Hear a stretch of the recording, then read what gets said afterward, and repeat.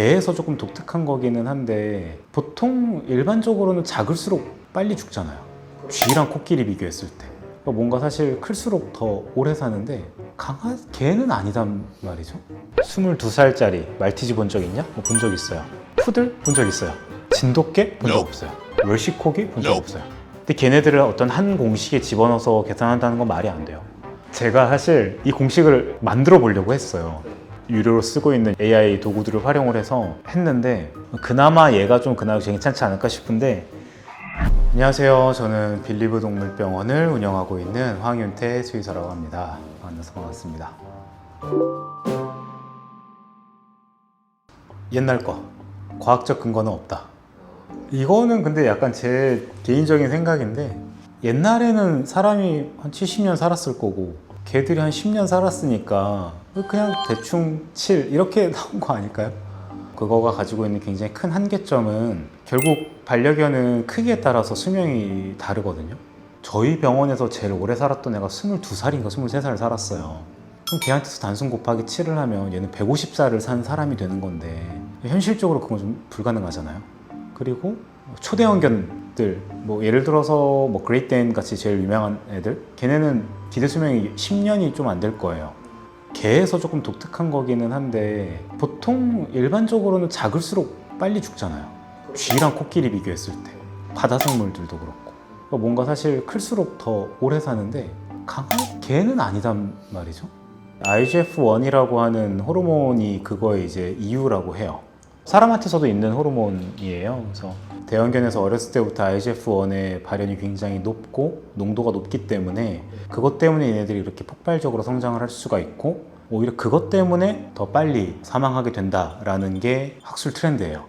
조금 특이한 거기는 한데 어쨌든 소형견들이 훨씬 오래 살아요. 평균 수명 자체가 연구가 다 그렇게 돼 있고 실제로도 다 그렇고, 그러다 보니 강아지의 나이, 개의 나이를 사람의 나이로 많이 환산을 하는 어떤 공식을 만든다면 크기별로 좀 나눠야겠죠. 혹은 품종별로. 공식적으로는 레브라도 리트리버밖에 없어요. 왜냐면은 품종에 따른 소인이 너무 다르기 때문에 아까 말씀드린 것처럼 40kg 이상인 초대형견과 10kg 이하의 소형견의 수명 차이는 거의 1.5배에서 2배 정도 나거든요. 근데 걔네들을 어떤 한 공식에 집어넣어서 계산한다는 건 말이 안 돼요. 근데 지금까지 이루어진 연구에 따르면 레브라도 리트리버에서는 그 공식이 나와 있어요. 사람에서의 DNA의 변화율과 리트리버에서의 변화율을 가지고 사람이 70대일 때 변화 정도 된 수준이 리트리버에서는 몇 살 때 변화된 것과 비슷하냐, 이렇게 해서 서로 이제 이어본 거죠. 제가 사실 이 공식을 만들어 보려고 했어요. 유료로 쓰고 있는 여러 AI 도구들을 활용을 해서 했는데 그나마 얘가 좀 괜찮지 않을까 싶은데, 레브라도 리트리버 연구에서 강아지의 1년, 레브라도 리트리버의 1년이 사람에서의 31년이었거든요. 근데 보통 강아지들이 성숙이 끝나는 시기가 8에서 10개월령이에요. 근데 사람에서는 그거를 보통 15살 정도로 보잖아요. 그러니까 1년 차가 됐을 때 31살까지 넘어간다는 게 약간의 좀 갭이 발생을 해버리게 돼요. 정 궁금하시면 리트리버로 계산을 한 다음에 또 다른 논문 중에 하나가 1kg 차이가 날 때마다 수명이 2달씩 줄어든다라는 논문이 있어요. 그거를 두 개를 합쳐서 계산해보면 나올 수는 있겠죠. 리트리버의 그러면 평균 수명, 그 나이대의 이 사람 나이 환산하고 그 다음에 거기서 우리 아이가 리트리버랑 체중이 몇 킬로 차이가 나는지를 해서 킬로그램당 2달씩 더하거나 빼거나 해가지고 이런 식으로 거쳐 이렇게 가야 되죠. 특대형견은 6에서 8세인 거죠. 대형견들은 7에서 9세 정도가 되면 기능적인 노화가 나타나기 시작을 해요. 세포 단위의 노화와 기능 조직 단위의 노화를 조금 더 구분을 해야 되는데, 세포 단위의 노화는 더 빨리 오거든요. 그러니까 소형견 기준에서 세포 단위 노화는 7세부터 온다고 봐요. 근데 세포들이 점점 노화가 되면서 더 큰 단위인 이제 조직 단위의 장기 단위의 노화는 10세 정도 전부터 온다고 보기 때문에 대형견이나 중대형견, 특대형견에서는 더 그런 것들이 더 빨리빨리 앞당겨지는 거죠. 근데 세포 단위의 노화를 사실 저희가 찾을 수는 없고 드문 확률로 장기 조직의 어떤 노화가 찾아오는 아이들이 있다라고 저는 받아들여요. 좀 노령성 질환이라고 우리가 흔히 알고 있는 콩팥이 망가지는 신부전, 심장이 안 좋아지는 거, 암 이런 것들이 7세가 지나면서부터 슬슬 보이기 시작을 해요. 그게 근데 딱 말하는 세포가 노화되기 시작하는 시점이거든요. 어쨌든 아이들이 사망하게 되는 건 무조건 질병으로 사망을 해요. 노화로 사망한다는 거는 없어요. 그냥 그 시점이 엄청 오래 살았으면 우리가 노화로 사망했다라고 표현을 할 뿐인 거지.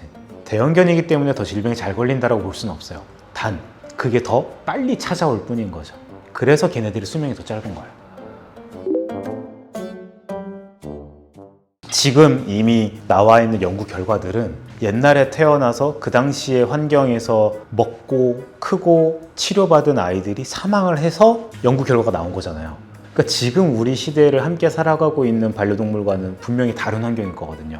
PD님이 말씀하신 것처럼 먹는 것도 많이 달라졌지만 수의학도 엄청나게 발전을 했고 반려동물들을 대하는 사람들의 자세가 엄청 달라졌어요.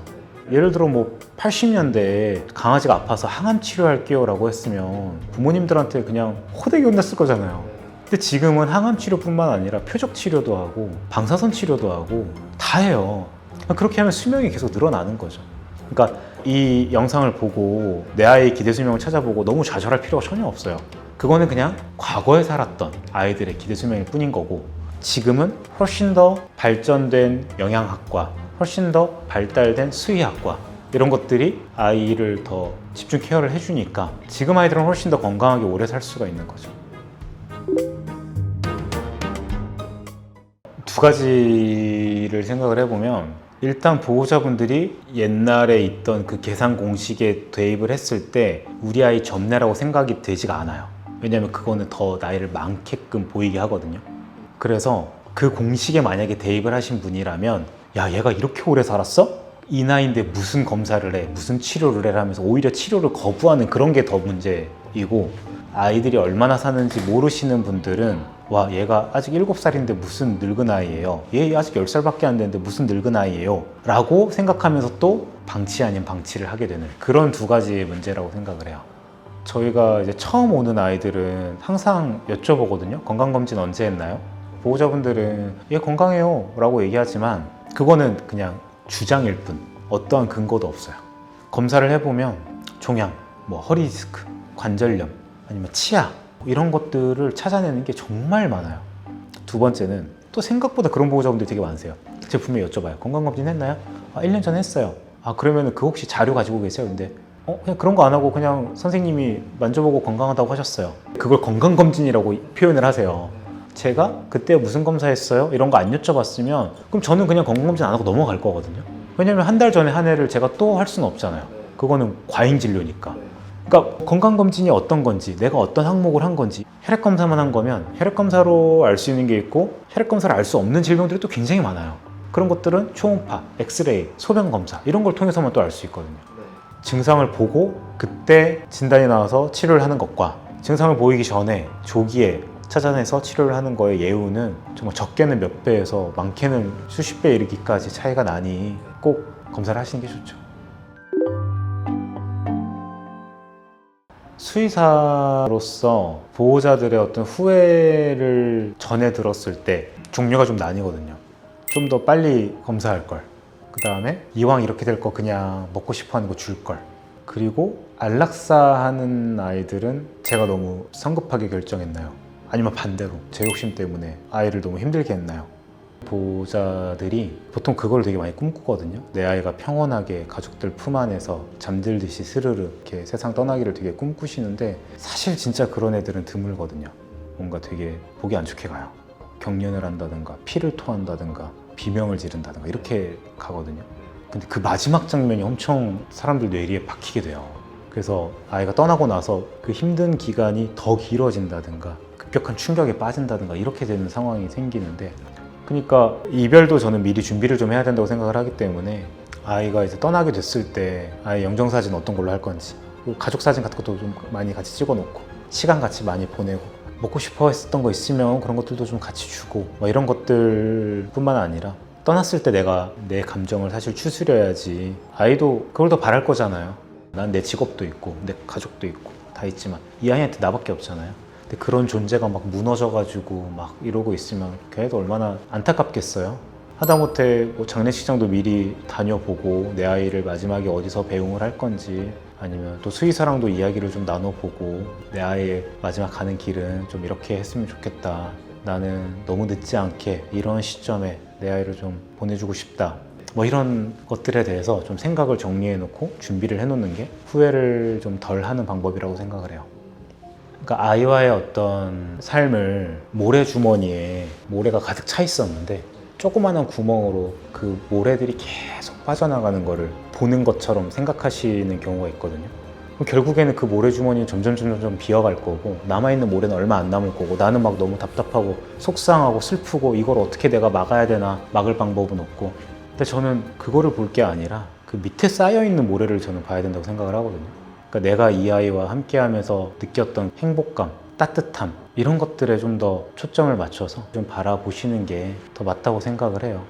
말이야 이렇게 쉽게 하지만 어렵겠죠. 어렵겠지만 그래도 행복했으니까 그런 것들을 더 간직하는 게 맞다고 봅니다.